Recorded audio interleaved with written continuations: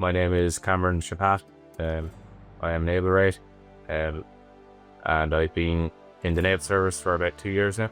When I finished my Leaving Cert, I didn't really know what I was going to do at that time, so I worked a few jobs, saved up money, and then later on I was like, I want a career with progression, long-lasting career as well. So I decided to join the Naval Service. Actually didn't find out until like the week before I was supposed to go up and sign on for recruits. They were surprised, I'd say. They were excited as well, I'd say. At sea, you'd be doing various exercises like firefighting, damage control, even various vessels, fishery wardens, etc. When you're posted to base, be more admin, prepping the ship for sea. Considering my job, you'd be working in a constant, which would be possibly receiving and sending signals to various ships that we have out on patrol at the moment, and basically operating radios, communications. That's the gist of it, really. Worries with joining would be probably time away from home. Considering recruits, like, it's definitely worth it once you finish recruits and get into the swing of things, and it's definitely gained a lot of independence from all of that as well. So it's, yeah, mostly time away from home would be the concern I had, but now it's not really a concern anymore. It's because I get to spend a lot of time at home as well.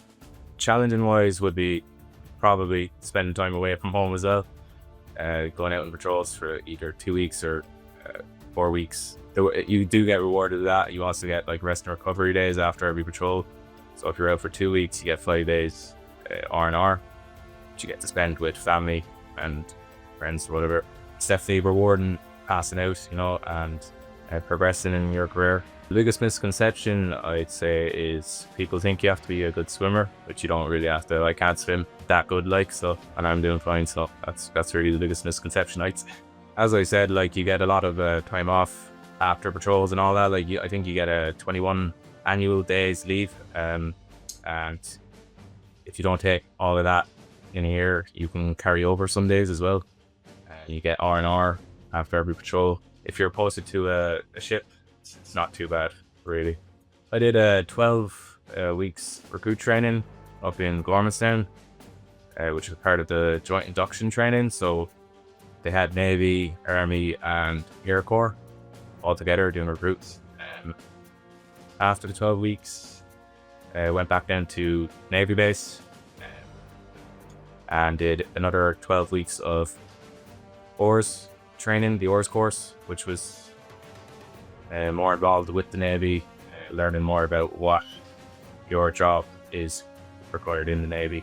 After that, you get to pick your branch, so it's either Seamen's, comms, mechs, or supplies. I got a communication operator, comms, so you do branch training, which would be 12 to 13 weeks, around that. Yeah, and you do various things to progress in that as a come up. There's a minimum requirement fitness level to get into the place. Not that hard. You run, or have basic fitness. As you age, the minimum requirements lowers gradually, and every year we have a fitness test, and if you're out of date for the fitness test, you can't apply for courses. The fitness test isn't that hard. Team dynamic would be very important, especially on a ship. You're living with each other. It's definitely one of the main components of a healthy ship. Definitely helps morale on the ship as well. So I'd say very important, and definitely needed. Qualification wise, when I did my branch training for comms, we did a GMDSS course. We all passed that and got a GMDSS license, which is basically a license for operating radios and dealing with distress alarms at sea. So yeah, that's a good course. We also did a working at heights course, which is handy enough.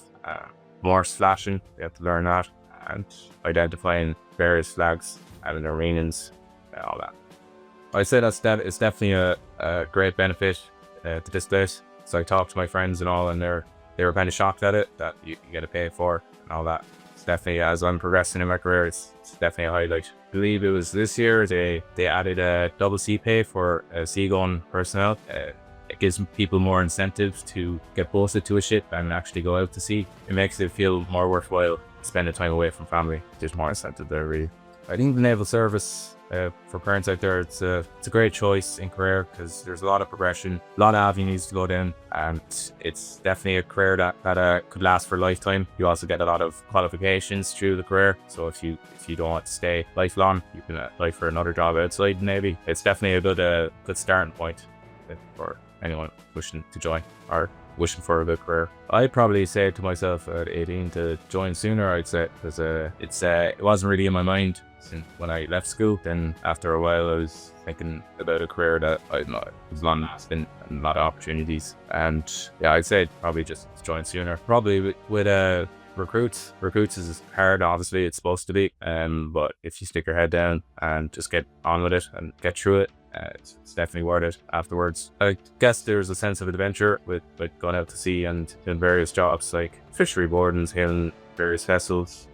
You thrive if you can follow orders, but also work independently as well. So just don't do everything everyone tells you to do, like take initiative and do certain jobs out of your way, I suppose. If you have a problem with authority, probably not the right place for you. It's a great career, it's long lasting, and there's a lot of opportunities it gives you. I wish I had known more about what my end job entails before joining.